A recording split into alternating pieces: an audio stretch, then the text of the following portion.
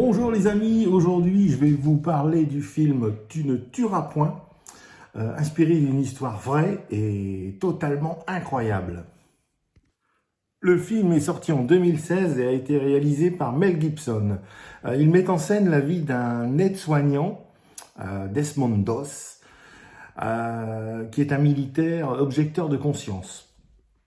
Alors on est en 1945, la guerre dans le Pacifique fait rage. Un aide-soignant militaire refuse de porter le fusil et les armes par conviction religieuse et par morale. Alors tous les soldats et les gradés qui sont en formation ne veulent pas de lui et lui font un tas de misère.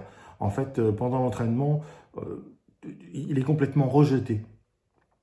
Même son père est obligé d'intervenir, c'est un ancien vétéran de la Première Guerre mondiale, pour pouvoir, parce qu'ils essayent de le virer de l'armée.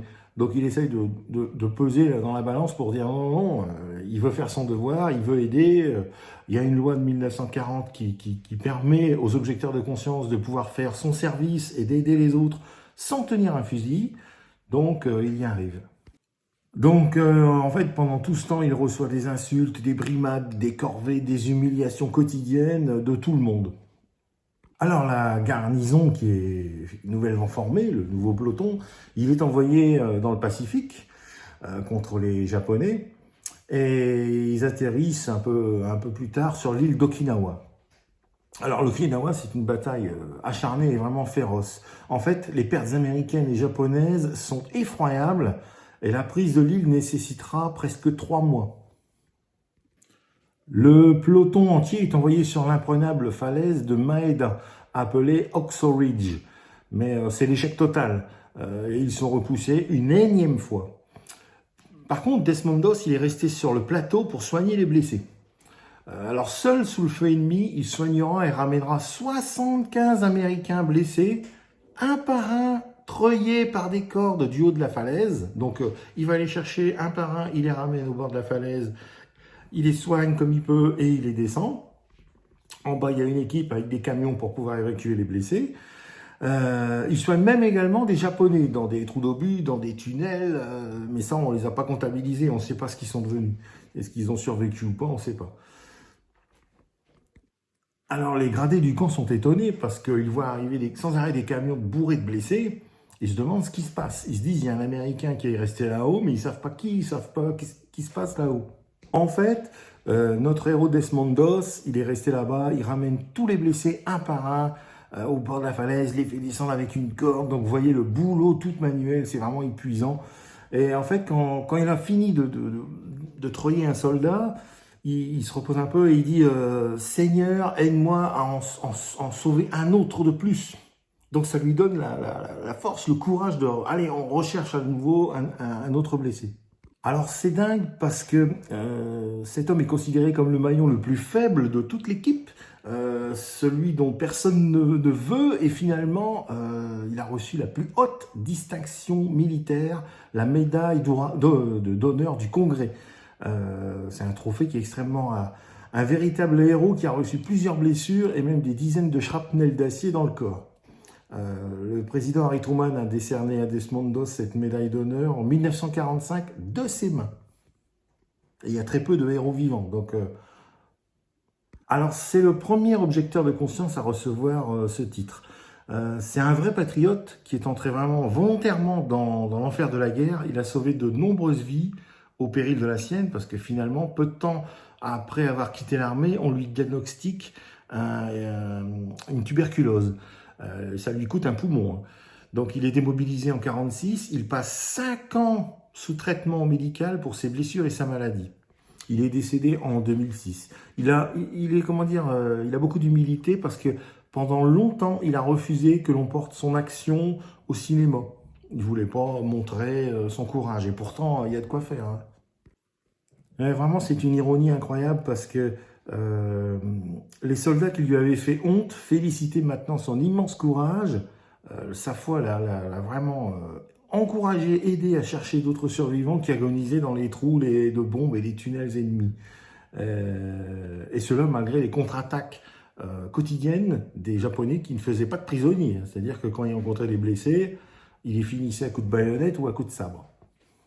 Alors le film, il est vraiment bien fait, il nous immerge en plein dans l'action des combats, il recevra plusieurs Oscars et on retrouve même la patte fidèle de Mel Gibson qui adore mêler violence et foi. J'ai même adoré la fin du film parce que pendant quelques minutes, il passe des images, des vidéos du véritable héros. Même s'il est décédé en 2006, il y a quand même pas mal de photos et de vidéos qui ont été réalisées avec lui. Donc c'est bien de le voir en réel, c'est bien. On en retire une leçon de vie vraiment intéressante parce que même le tout petit, l'insignifiant, le rejeté, bah, il est capable, il peut devenir un héros. Et puis bon, finir vivant après cette boucherie, c'est une sacrée chance parce qu'il n'y en a pas beaucoup qui sont revenus intacts. En parlant de boucherie, c'est vrai que c'est vraiment dingue parce que les bombardements, avant les assauts étaient vraiment très très puissants. Donc les Japonais recevaient la grosse artillerie côtière, la grosse artillerie de vaisseaux de combat, bombardement aérien, enfin ils mettaient le paquet à fond pour dire on pulvérise tout pour pouvoir passer. Et à chaque fois, à chaque vague d'assaut, ils se faisaient repousser ou contre-attaquer, ils étaient obligés de fuir. Ça a vraiment duré un certain temps pour prendre cette colline. D'ailleurs, même les Japonais parlaient de cette île comme l'île de la pluie de fer, tellement ils recevaient de ferraille sur le coin du nez. Et puis, il faut dire aussi que les Japonais, c'était la dernière île avant le Japon, donc il fallait absolument tenir. Donc, je pense qu'il n'y a pas eu plus endroit fanatisé, kamikaze, suicide, pour pouvoir tenir absolument.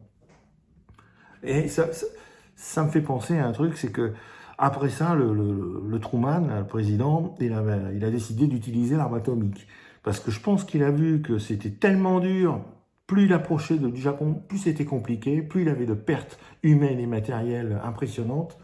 Ils avaient estimé à 1 million de morts pour pouvoir envahir une partie du Japon et pouvoir faire capituler le Japon.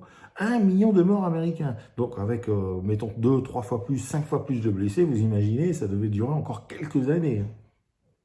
Donc ouais, il y a quand même sans qu'ils le disent, il y a peut-être une corrélation, une compréhension à faire entre ce carnage et l'utilisation, enfin la décision d'utiliser l'arme atomique pour pouvoir avancer un peu, sachant qu'en Europe, la guerre était terminée.